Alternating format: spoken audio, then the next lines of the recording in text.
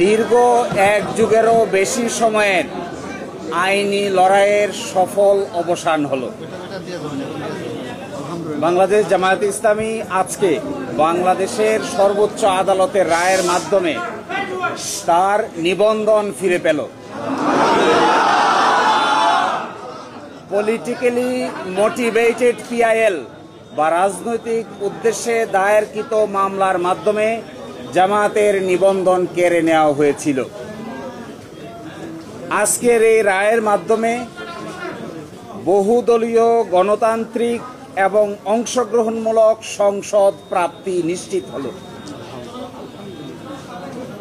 আমরা আশা করি এই রায়ের পরে বাংলাদেশে সঠিক নির্বাচনের মাধ্যমে প্রাণবন্ত সংসদ গঠিত হবে।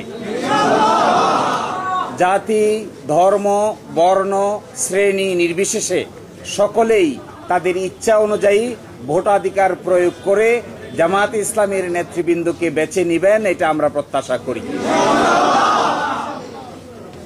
এবং আমরা এটাও প্রত্যাশা করি বাংলাদেশের আগামী সংসদে ইন্টারেস্টিং এবং কনস্ট্রাকটিভ বিতর্ক হবে, যার মাধ্যমে ডেমোক্রেসি একটি স্থায়ী রূপ লাভ করবে। আজকে মাননীয় আপিল বিভাগ হাইকোর্টের যে রায় ছিলেন এই রায়কে বাতিল ঘোষণা করেছেন এবং ইলেকশন কমিশনকে নির্দেশনা দিয়েছেন বাংলাদেশ জামায়াতে ইসলামীর রেজিস্ট্রেশন এবং অন্য যে সকল ইস্যু ইলেকশন কমিশনের সামনে আছে বা আসবে সেগুলো যেন দ্রুতই নিষ্পত্তি করেন। এর এই মাধ্যমে আজকে বাংলাদেশ জামায়াতে ইসলামী তার নিবন্ধন ফিরে পেল এবং প্রতীকের ব্যাপারটিও ইলেকশন কমিশনের সামনে রেফার করা হলো আদার ইস্যু হিসেবে। এই জন্য আমরা মামলার শর্ট অর্ডার চেয়েছি।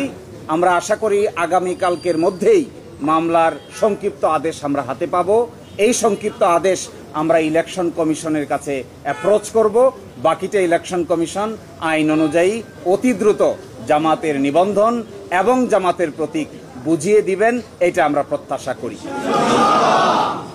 যে আজকে যে ডাইরেকশন দিয়েছেন আপিল বিভাগ, সেই ডাইরেকশনে বলেছেন জামাতের রেজিস্ট্রেশন এবং অন্য কোনো ইস্যু যদি ইলেকশন কমিশনের সামনে থাকে তাহলে যেন ইলেকশন কমিশন এটা ডিসপোজ করে। এই অন্য ইস্যু বলতে আমরা বোঝাচ্ছি এটি হলো প্রতীক সংক্রান্ত ইস্যু। আমরা আশা করি ইলেকশন কমিশন নিবন্ধনের ইস্যু নিষ্পত্তি করবেন, একই সাথে অন্য ইস্যু হিসেবে দাঁড়িপাল্লা প্রতীকের ব্যাপারটিও নিষ্পত্তি করবেন। আমরা প্রত্যাশা করি বাংলাদেশ সুপ্রিম কোর্টের সর্বোচ্চ আদালতের রায় চূড়ান্ত। কে কবে কখন প্রশাসনিকভাবে সিদ্ধান্ত নিয়েছেন এগুলো বিচারিক কোনো সিদ্ধান্ত নয়। এই জন্য আমরা প্রত্যাশা করি ইলেকশন কমিশন রায়ের কপি পাওয়ার পরে অবশ্যই দ্রুততম সময়ের মধ্যে এই দুটো বিষয়ের সিদ্ধান্ত নিবেন এবং আমাদের প্রত্যাশা কার্যকর হোক, এটাই আমরা গভীরভাবে বিশ্বাস করি। এরপরে কেউ বক্তব্য দিবেন? পিটিশনের বাইরে আরেকটা পিটিশন অ্যালাউ করেছেন, সেটা বলবেন? যে মূল পিটিশনের বাইরে আরেকটি পিটিশন যে অ্যালাউ করেছেন এটা ওইটার সঙ্গে কানেক্টেড, ওটা আজকের কোনো বড় ইস্যু নয়, সেই জন্য এটা এখানে উল্লেখ করা না করার মধ্যে কোনো পার্থক্য নাই। Thank you. না, এটা জামায়াত ইসলামের পক্ষ থেকে বিবৃতি দেওয়া হবে সময় মতো। আপাতত এখানে কেউ অ্যাড্রেস করছেন না। আপনাদের সবাইকে অসংখ্য ধন্যবাদ ধৈর্য ধারণ করে এখানে কষ্ট করে সময় দেওয়া।